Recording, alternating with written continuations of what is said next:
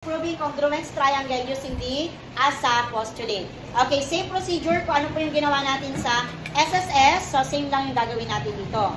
So, in proving, we need to use two columns. At the left side is the statement, and at the right side is the reason. Okay, our given is, we have angle 1 and angle 4. They are congruent. So, this is angle 1, and this is angle 4. The second given is, segment AC and segment EC are also congruent. So, we need to prove that triangle ACB and triangle ECD are congruent. Now, step 1, you need to form two columns. At the left side, statement. Sa right side naman ay reason. So, commonly, what is the statement number 1? Okay, the first given, right? Yes. What is the first given? Angle 1 is congruent to angle 4. Okay, just write the first given. Angle 1 is congruent to angle 4. Class, this is angle 1, or also known as angle A. So, the first given is angle 1 is congruent to angle 4. What is the reason? Given. So, dahil binigay, therefore, our reason is given.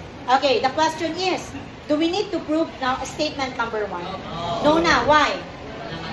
Walang mathematical term. At the same time, congruent na po yan. Tandaan, class, kapag congruent na ang statement, automatic na-prove na yon. Meaning, hindi na natin kailangan i-prove pa. Question? O, kung na-prove na siya, congruent na siya, what we're going to do? Proceed to the second given. O, what is the second given? Marcelino? Segment AC is congruent to segment EC. And what is the reason? Given. O, given pa rin siya. Okay, the question is, do we need to prove statement number 2? No po. Bakit? Kasi congruent na ulit sila. What we're going to do now, we need to put a markings na. Okay, first statement. Angle 1 is congruent to angle 4. Second statement. Segment naman to anak. Segment AC is congruent to segment EC. By the way, what part is this? Angle. And this is?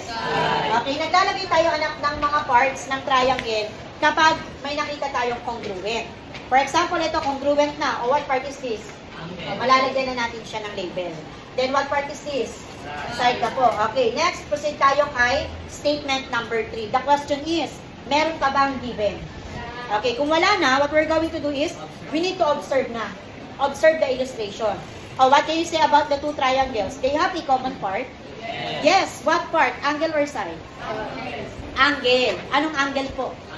Okay, very good. Angle 2 and angle 3. Ito yung common part niya. Or si angle C. Si angle C class ay also known as angle 2 and angle 3. Okay, what can you say or what is the relationship of angle 2 and angle 3?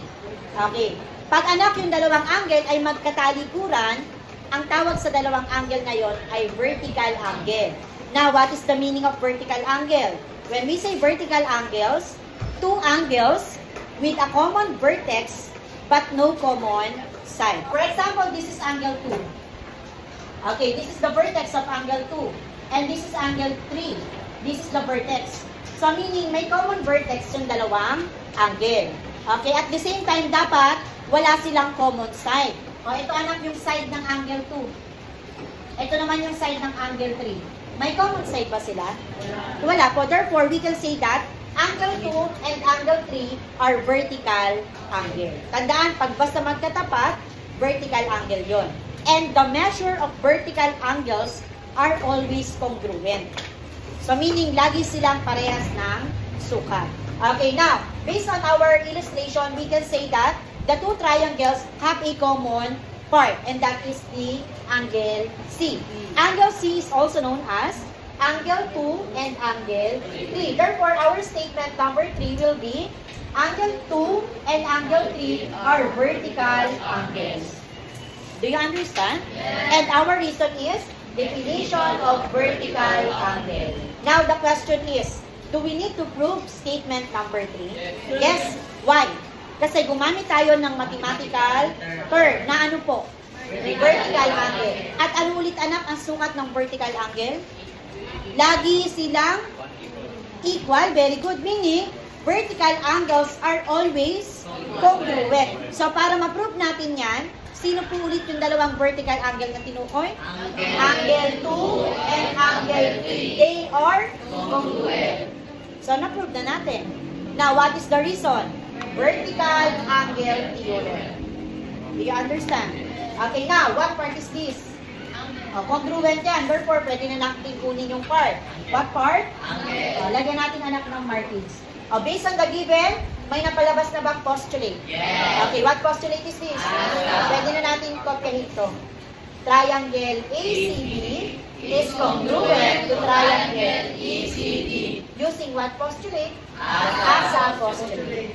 Any question? Do you understand?